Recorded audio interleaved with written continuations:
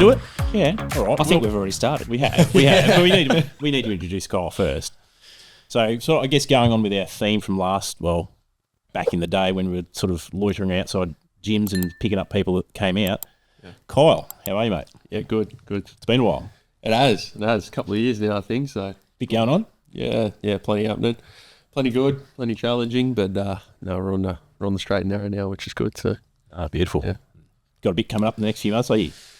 Yeah, there's a little bit happening. So career-wise, the PT brand and stuff, and just got married and stuff recently too. So congrats. Yeah, there's plenty that's happened and on the horizon. So yeah, exciting times. Yeah, good. Do you want to talk about it? Let's get into it. Let's get into what we exist for now. So in progress is all about being in progress and those pivotal moments in your life. Sure. I only really know of you from the peripheries. So tell us which is probably the biggest pivotal moment of late, aside from getting married, because I know that can be a culture shift. But yeah, of course. Yeah.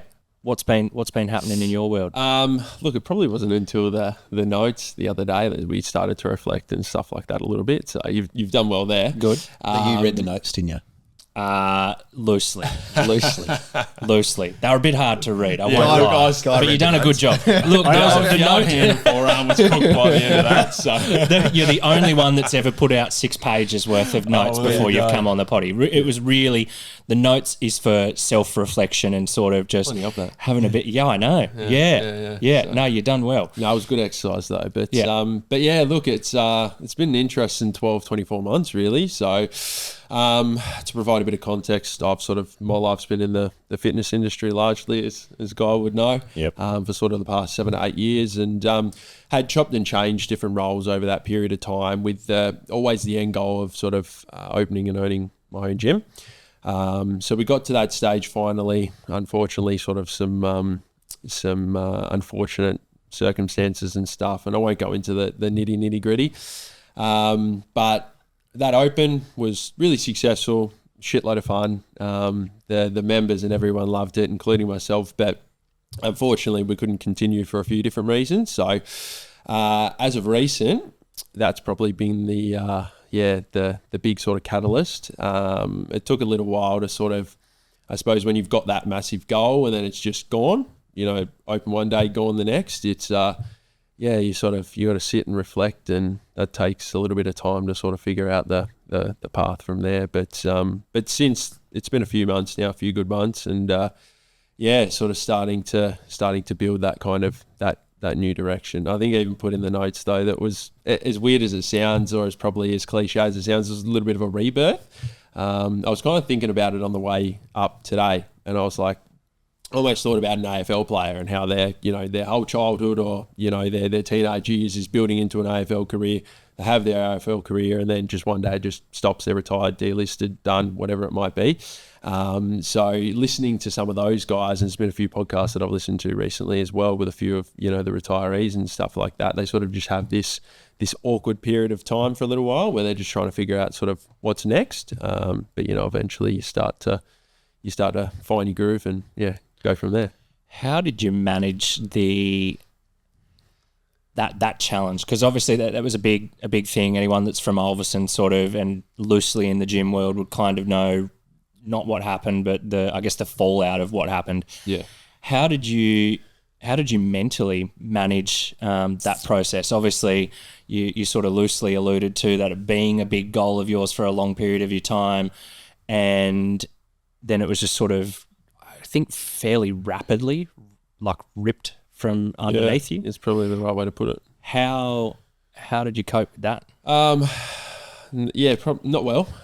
Look, in the last sort of last month or last couple of months, there's probably a bit of a black cloud kind of hanging over the whole thing. So it was there, but you were distracting yourself by the work that you were doing day in, day out. You were so busy with it that you didn't really stop and think. It was only until we finished up on a Saturday. Woke up on the Sunday morning, and it was just, that's sort of when it really started to hit. It wasn't the same again, finish on the Saturday and then just, right, I'm going to go into this on the Sunday. It was probably the first time I've actually felt like really lost and not sure sort of where to go, what to do. There was plenty of beers consumed in that time. Wouldn't recommend it, but it was a funny one. I guess we sort of had the wedding coming up, so it kind of kept us a little bit busy, which, in hindsight, I'm sort of thankful for it. It sort of, every waking moment wasn't spent sort of thinking about that. So that was good. But yeah, there was definitely probably a challenging period for 3 or 4 months there where you really just going around in circles, Scott. What's easier, wedding planning or business planning? Oh, geez, I don't know, mate. Depends who the missus is, I guess. Nah, look, Chelsea was super chill. She couldn't really care too much other than just having a blast on the day, and that was awesome. But they both come with their challenges. Yeah. So when you reflect on it, it was ripped from you, like you say, but in terms of looking back, it's easy to look back and go, your goal failed. It's not but your goal was to build a gym, build a reputation, build a team, which that happened. It did. So you got it. Yeah. It just didn't last as long as what you wanted it to, really. Exactly. Like, easy to look and say, didn't make it, and that's the negative aspect. But the positive aspect is you did achieve your goal. Everything about it, you got it right. Exactly. Like, I don't see it as a failure. I've never seen it as that. Some people around us might, or some people looking from afar might think, oh, no, you've done that and you failed, blah, blah, blah, like whatever. But yeah, I've never really sort of seen it that way. I just see it as a stepping stone. Looking back now, it's been quite a while.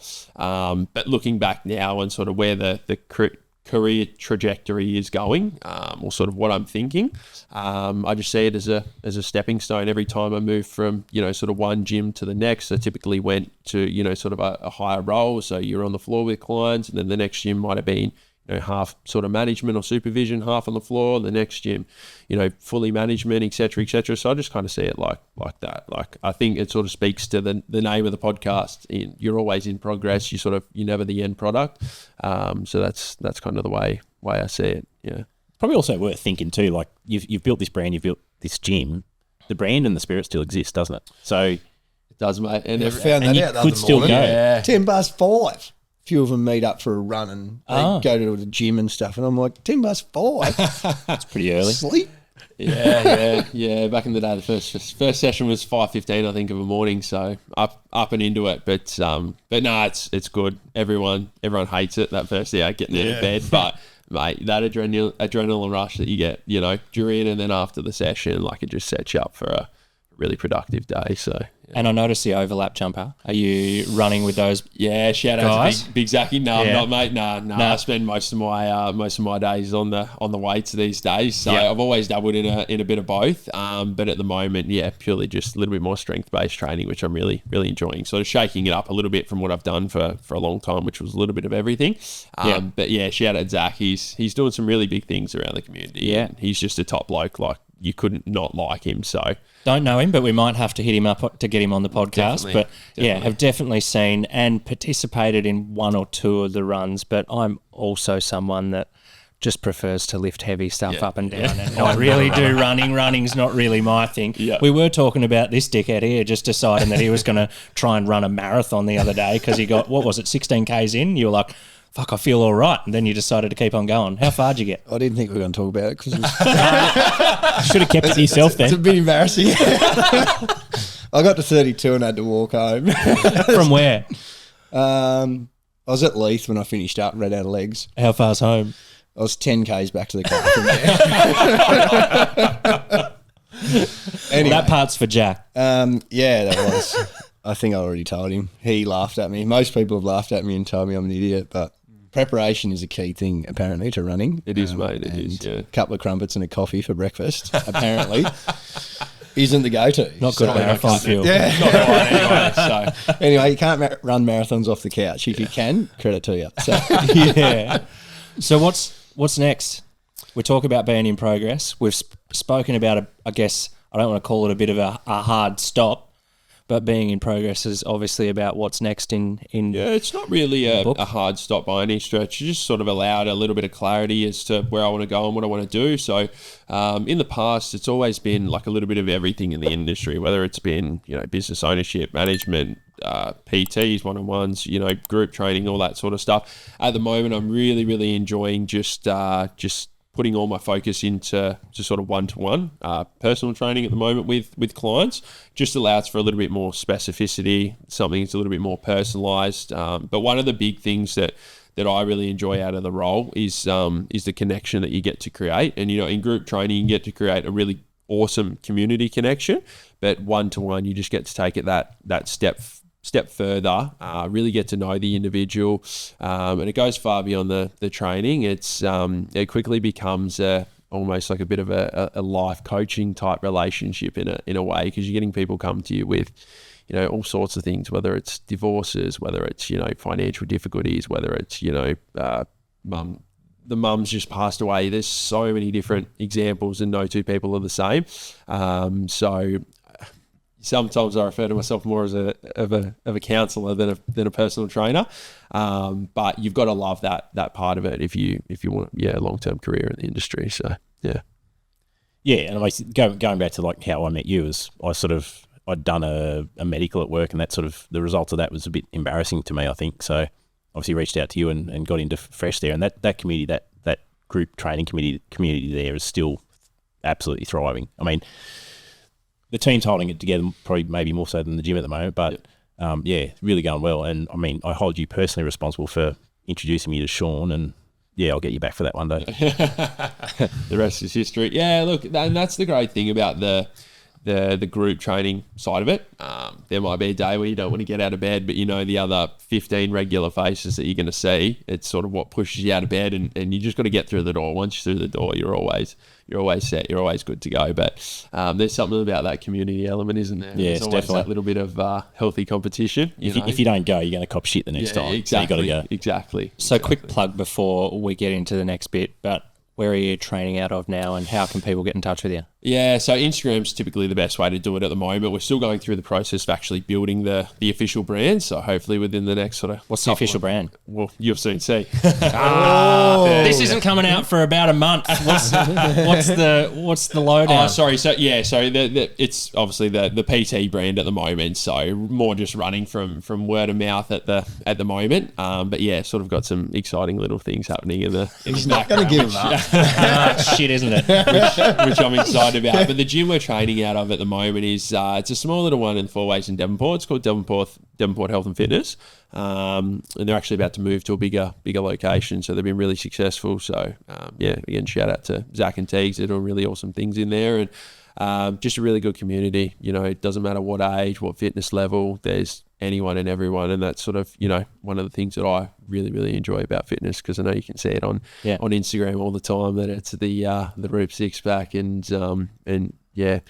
as big as a house sometimes, some of those lads in the gym, but it's so much more than just the aesthetic of it. Let's get into that fitness. Where was the pivotal moment in your life when you decided that was the career path that you wanted to go down? Yeah, I got this question on another podcast about a month ago. Trader. Yeah. What? Is there another one? Sorry, mate. Yeah. We're not his first. Well, by the time we get to the lads, just think of it that way.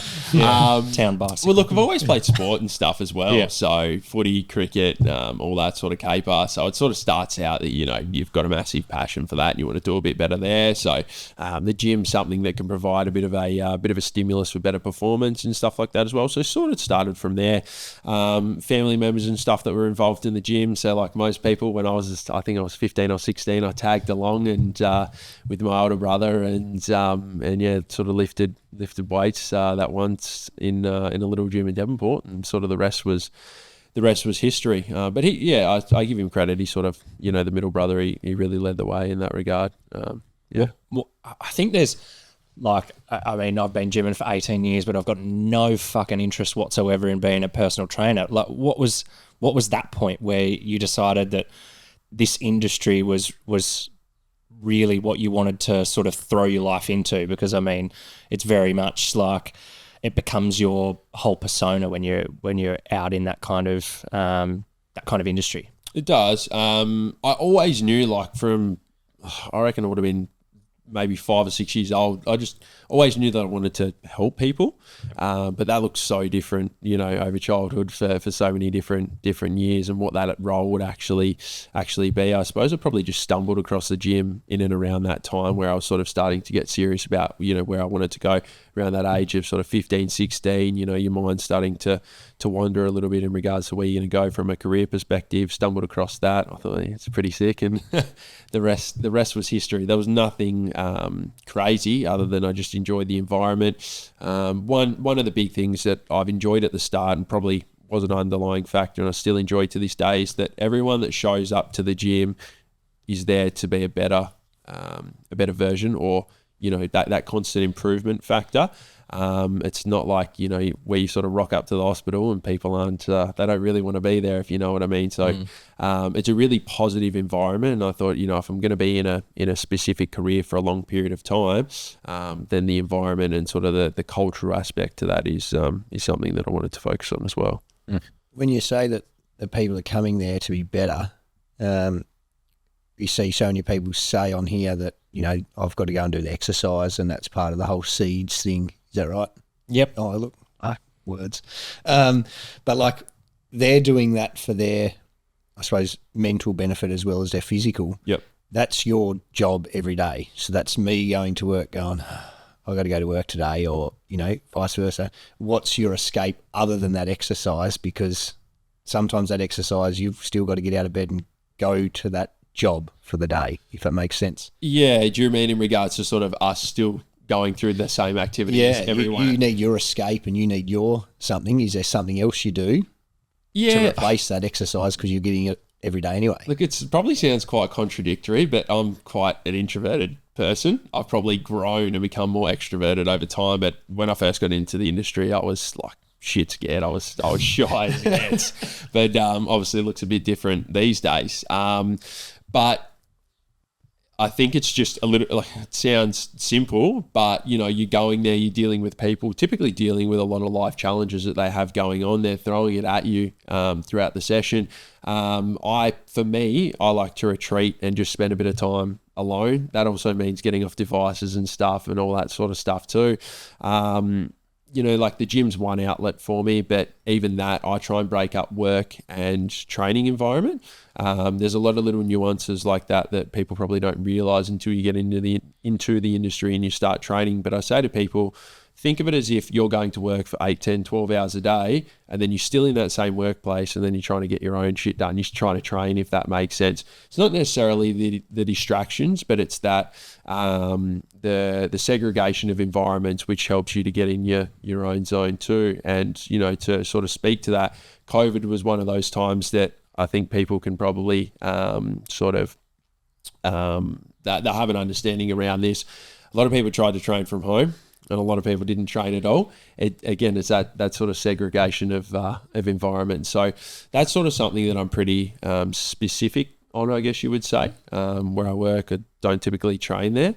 But then, the escape, it just depends. There's so many different things, and sort of no 2 days are necessarily the same. Yeah.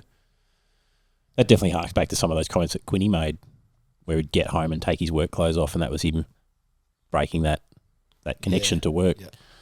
Yeah. He'd get home, as in he'd leave his office out the back. He'd get changed. Walk from the spare room into the kitchen, be like, I'm dressed for work.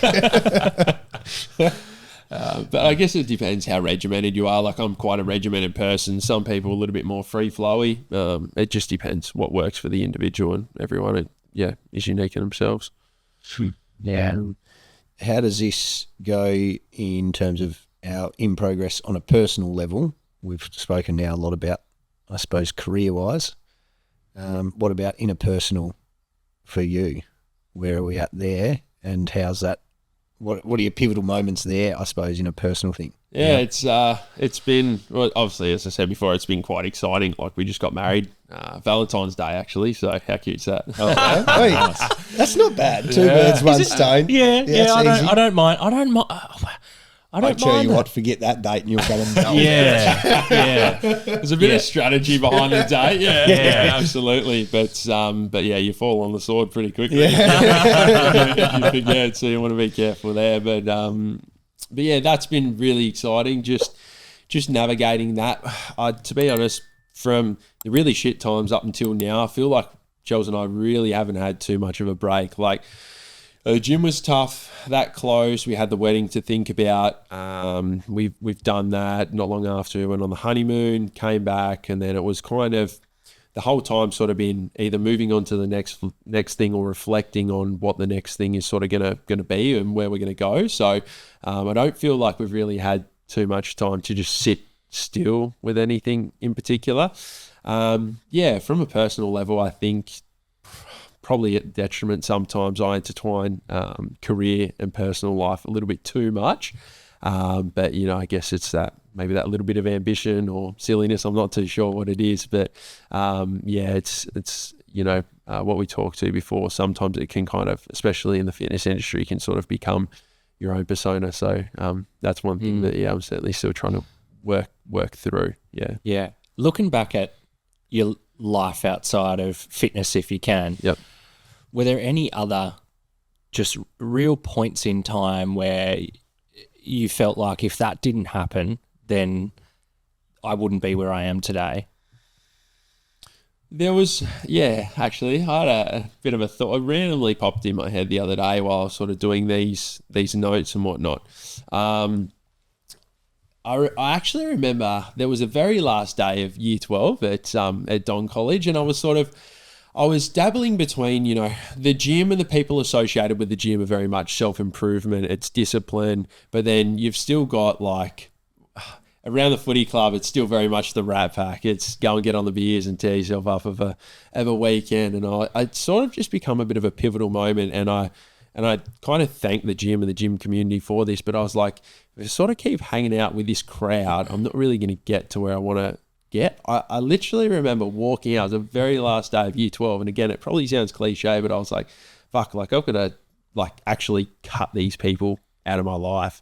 And I sort of reflected back on probably the people that I was referring to, you know, they sort of drank, they smoked, they did all the unhealthy or the poor choices and stuff like that, I guess you would say. And they're still largely in the same position they were back then when we were 18 and what am I now, 26. So that's a few years on. But I think that was probably one pivotal moment where it's sort of like, all right, it's time to build the circle. It's time to start actually focusing on who I'm spending my time with.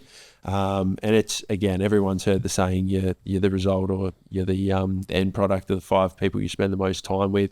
So I sort of took that and ran with it. Yeah, I know it probably sounds a bit cliche and whatnot, but yeah, I just remember that last day. I was like, oh, fuck this. Like it's time to sort of, you know, really start pushing the needle forward and stop dabbling in, you know, everything. And it wasn't like I was a bad kid or anything, but yeah, it was just like it's time to get the shit together. And for everyone, you know, I train people in their 40s and they're just hitting that point in time. So everyone's so different. There's probably people at the age of 15, 16, a bit before me that did it. So everyone's unique, like I say, but yeah, that was sort of a pivotal moment. And then I'd always refer back to that moment in decisions that I made in the future, I guess. Yeah.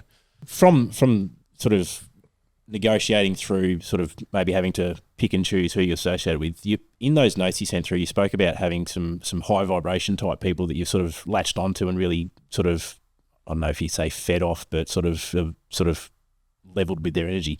Tell us a bit more about that. Who's the high vibration people and how they really sort of pushed you forward and again progressed? Yeah, look, I think it's a different type of person at a different particular point in time. What I needed at that point in time, you probably naturally float towards that sort of personality type. So probably earlier days, a little bit more of sort of that business owner type person, someone that's been quite successful in business. There's one guy that I think of that's in his mid-60s now. I met sort of actually at Fresh. He's been really pivotal. Like anytime anything's going on in life, whether it's a phone call, whether it's a text, when, you know, the business and stuff, that all kind of blew up.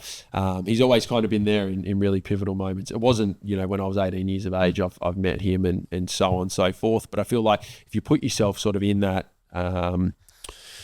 if you're willing to do the work and sort of pick and choose and be intentional, I think I've always found personally from experience, these type of people start to show up.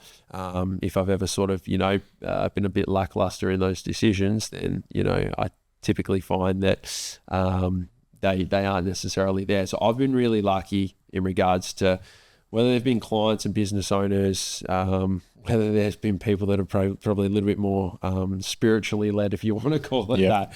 And I know that's a cliche term and stuff like that too. But all of these different people are that they're so different. No two people are the same, but I've been really lucky with some people, typically a little bit older than myself, that have just been able to kind of shift perspectives a little bit. And I find myself really, quite lucky that I'm only 26 and I've met these people, and I'm not 50 and meeting some of these individuals. And I think the thing, a lot of people can get caught up on like your 5 greatest friends kind of thing, and that builds your circle or whatever. But I think my main takeaway of doing this for a long period of time is it's not necessarily about your friendship group, but it's about those people that you can surround yourself with if you need to. So it's not like you're saying that, you know, you're having sleepovers with the 60-year-old bloke and he's coming around like drinking beers with you and you're having a pajama party and you're the best of friends. You've been watching one. Yeah. It's more just that if shit goes down, you've got a core group of people that you can call that either have more life experience of like than you do, or a life experience that is valuable for you to sort of pick and choose, like, you know, who you call and who's sort of in your network. Yeah, exactly. Well, and that like that's it. Like I found I call on different people when I need help for different things. You know, that one particular man is one of many that I refer to. You know, I don't go and spend go and see him every month or anything like that. You know, might have a chinwag once every quarter, or, you know, 4 to 6 months or something like that. But he's always there for particular things when I need it, more business related. If I'm struggling with, you know, maybe some personal things, then, you know, you've got people that I can turn to as well. But I think it's about being, you know, intentional with those people as well, because even that we can sort of turn to people that are just closest to us, which maybe aren't always the best people for the job at that particular point in time or for that particular circumstance. Yeah, they might not be equipped for that situation that you might have going on. Exactly. Yeah, definitely. And I've had that conversation, numerous times with quite a lot of young people. Like I had one conversation with a young person when we were doing a mentoring thing where he was like, I don't really want to get rid of all my friends. And I'm like, it's not about getting rid of your friends. It's about like increasing your network so you've got more people that you can call upon when you need it for a variety of different things, and always being open to talking to strangers, because you don't know sort of what life experiences people have that you can learn from. And, you know, reflecting back on being an 18-year-old, I don't know how much I would have fucking listened to 37-year-old Aaron anyway. But I think that's if people can get one thing from these podcasts, I think it's just to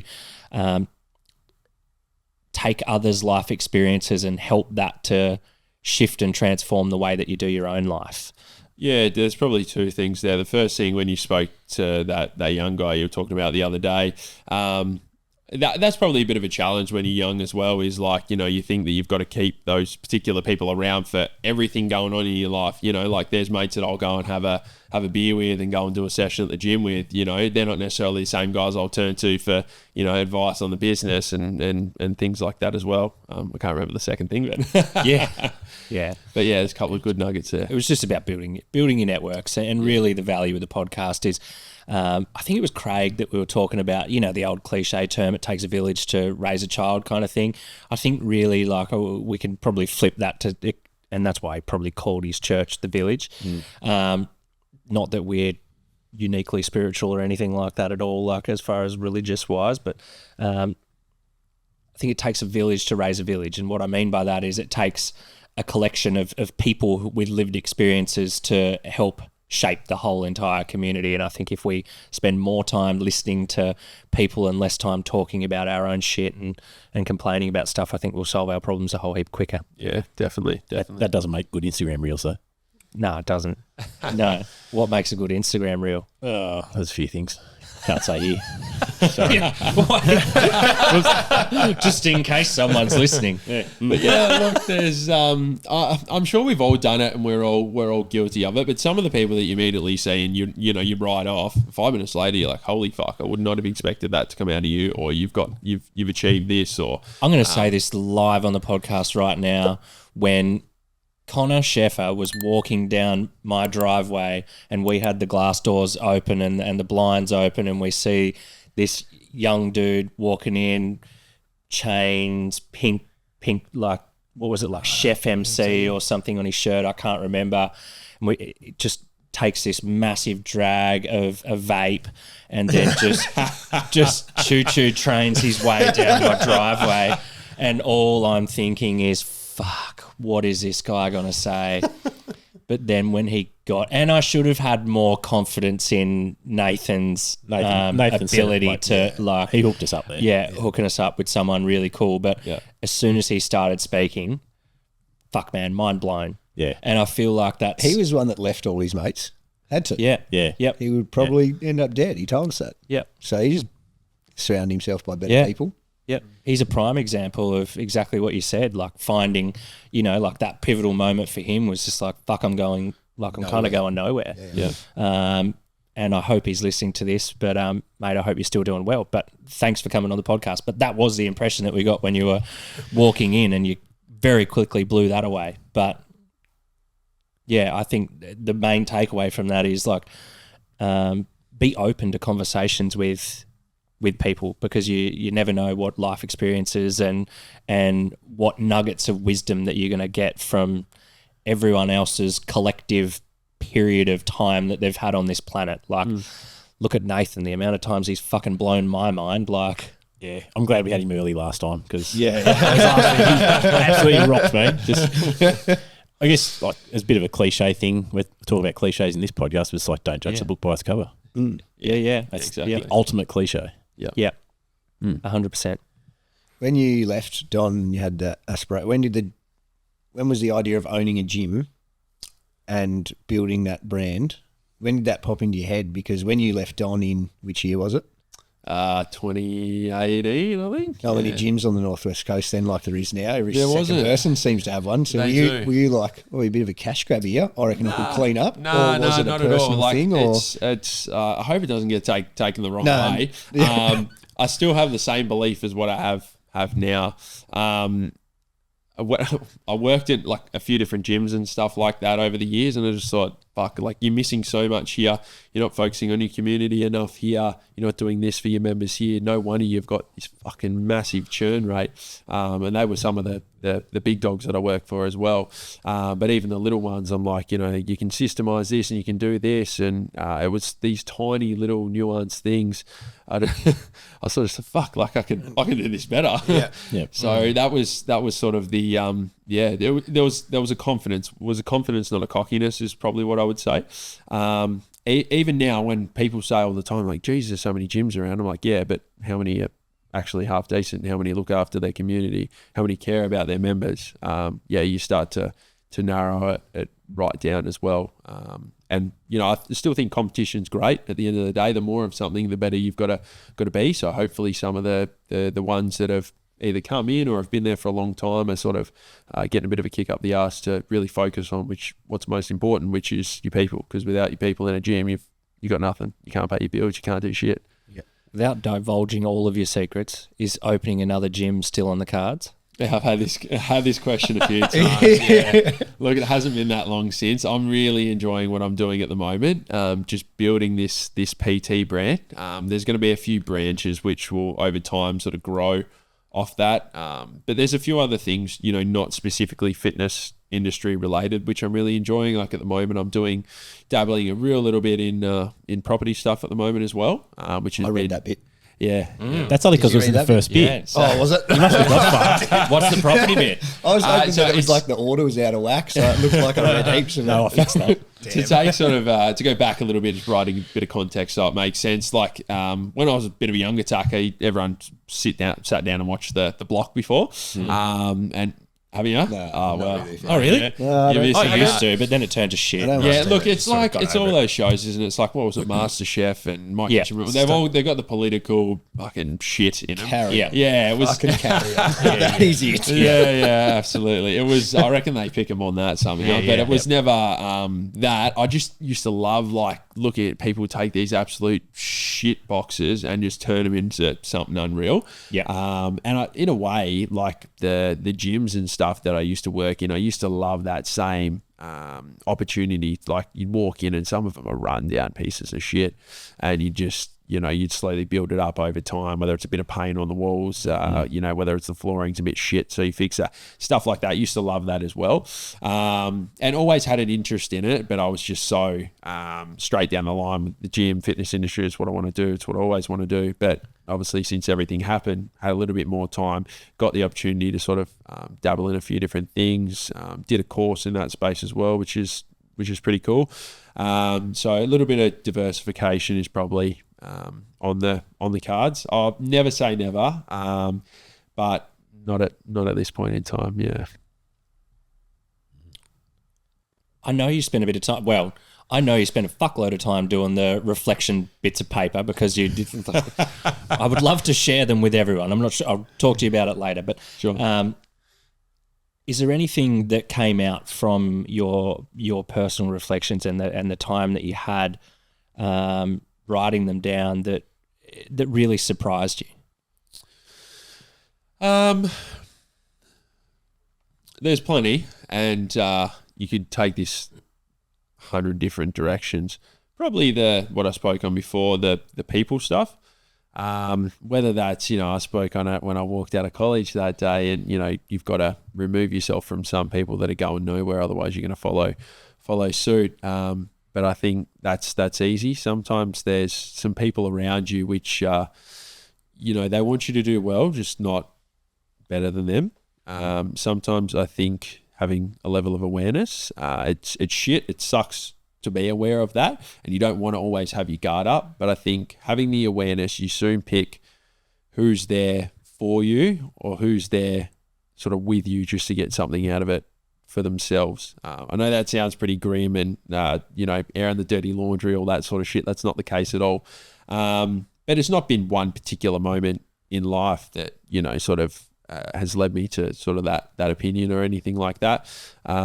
But I think it's important, and you don't have to hate people. Like, that's not what it's about at all. I think it's just being extremely intentional about who you spend your time around, who you give your time to, or give your energy to. And yeah, that's probably one big one that's sort of reflecting back, personal and professional. You've really got to have your eyes open. I think I wrote in there, I was like, again, probably a bit grim, but a dog eat dog well. But unfortunately, it's you've done your own way. I'll admit, I read like two sentences and I was like, this is too fucking hard to read. I'll just talk to him tomorrow. You haven't plugged into ChatGPT before and asked for a summary? Oh, that would have been all right. I don't know if it would have That's been able to up read your your alley too. handwriting. Yeah, no, she was pretty fucked. Started out all right, but it was What, 6 pages? Yeah. yeah, but Cramps.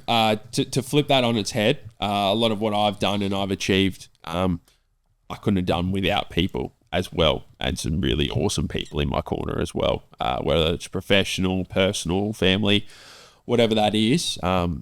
It's there's been some really, really sort of pivotal people in my life, my whole 26 years. So thankful for those people especially. What would be, going back to your reflections, what would be one thinking that you had that you wish you knew when you were leaving school at 18? I think it's to allow yourself to have a little bit more fun. I'm pretty sure I heard one of your other podcasts. Yeah, there you go. Yeah, I really enjoyed that episode. So shout out to Josh. But you can get so steadfast, and you can just be in this hustle and grind sort of culture or mindset for so long, and it just it just burnt, like personally it just burnt me out because I was just so straight down the line with everything that I did that you sort of don't stop to smell the roses per se, actually enjoy going through that period and building into what's coming next. And young and naive, I'm sure we've all done it, but if there's one thing that I could sort of give 18-year-old Kyle a bit of advice on, it would be that specifically. So you've got to stop and enjoy it, because you never know when the lights are going to go out and when your days are numbered. So you've got to embrace every day and just enjoy the road. Take some time to enjoy what you've built. Exactly. Yeah. Yep. Mm-hmm. That's a good one, I reckon. Yeah, I think that's good. I think that's a really good spot to stop, unless there's any other things in your 6 pages that you really want to bring actually up. 12, mate. Did you only get through the first 6, did you? It must have been double-sided. I'll share them on Facebook so everyone else can have a read. No, I'll share the first 2. They'll get sick of it after that. Maybe I'll get ChatGPT to come up with some kind of reflection, but I probably want to read it before Maybe and make sure start journaling. I don't know. It was a good exercise, though. I'll give you credit. Did you come up with that all yourself, or did Chatty? Yeah. Well done. Good work. Yep. I was going to ask. Been doing it for a long time, like outside of just a podcast, like with everything that we've done with Man Up Tasmania before that. Rest in peace. No, it's not rest in peace. It's sitting on a shelf, kind of. But I've been doing it for a long time. It's been in the community development storytelling space for ages. So getting people to talk about themselves, their lives, their journeys, that kind of stuff is really important. So that's where those questions came from. So I hope that you enjoyed going through that yourself. Yeah. But journaling something. Fuck, it's come up so many times. Like not doing I think I don't know how many. Your journalist. What we like dicks. Just draw dicks. Just draw dicks. Yeah, I don't know. It doesn't work. I don't know. No, I think in the 55 episodes or so that we've done, like I reckon journaling has been up there as like one of the You're like 1 in 3. Yeah.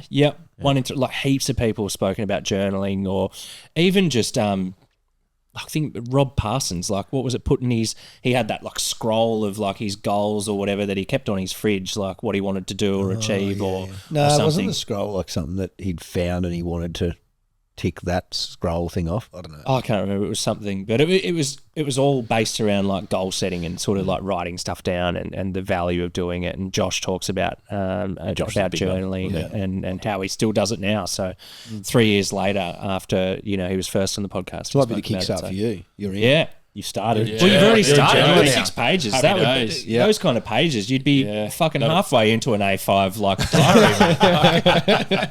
The book's well on its way. So legend. All right, mate. Thanks very much for coming on. People can find you on Instagram. Who are they looking for? Just the name, mate, at the moment. Call McGiveron, but in the bio, There's going to be a change. There might be a little bit of something. He's not giving it up. You'll see in due time. All right, keep your eyes out. But, Good on you, man. You should say it, because then we can like re-record it in later. You reckon? Yeah. Maybe. When are you getting this This one will be out? a month out. Yeah, Month month and absolute push. So Yeah. I tried. We'll get him to come. He'll have to just record us a little video for when it comes 6 up. hours long. That's right. Yeah. Wait, Guy's going to hit that record button in a minute and he'll tell us. Just stop. All right, Cobber. Thanks, mate. Thank you. Cheers. Thanks for watching, mate. Cheers.